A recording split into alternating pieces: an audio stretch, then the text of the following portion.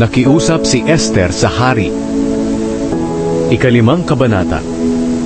Nang ikatlong araw, isinuot ni Esther ang kasuotan niyang pangreyna at tumayo sa bulwagan ng palasyo na nakaharap sa trono ng hari. Nakaupo noon ang hari sa trono niya at nakaharap siya sa pintuan.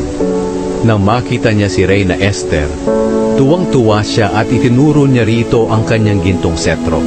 Kaya lumapit si Esther at hinipo ang dulo ng setro. Nagtanong ang hari sa kanya, "Ano ang kailangan mo, mahal na Reyna? Sabihin mo at ibibigay ko sa iyo kahit ang kalahati ng kaharian ko." Sumagot si Esther, "Mahal na hari, kung ibig po ninyo, inaanyayahan ko po kayo at si Haman sa hapunang ihahanda ko para sa inyo." Sinabi ng hari sa mga alipin niya, "Tawagin ninyo si Haman para masunod namin ang nais ni Esther." Kaya pumunta agad ang hari at si Haman sa hapunang inihanda ni Esther. At habang nagiinuman sila, tinanong ng hari si Esther, "Ano ba talaga ang kailangan mo?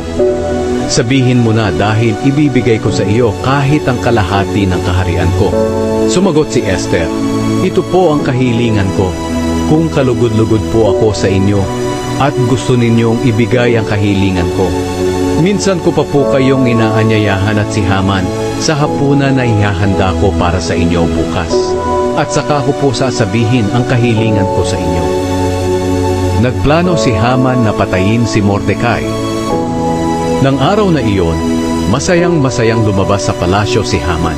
Pero nagalit siya nang makita niya si Mordecai sa pintuan ng palasyo, na hindi man lang tumayo o yumukod bilang paggalang sa kanya.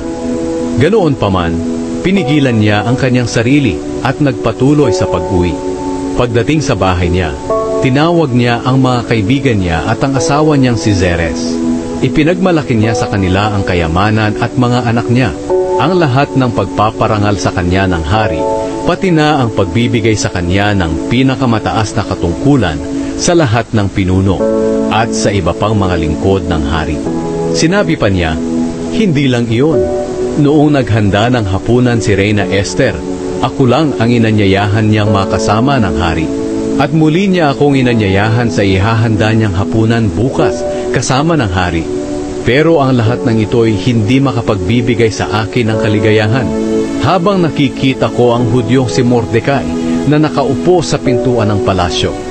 Sinabi sa kanya ng kanyang asawa at mga kaibigan, "Bakit hindi ka magpagawa ng matulis na kahoy na 75 talampakan ng taas?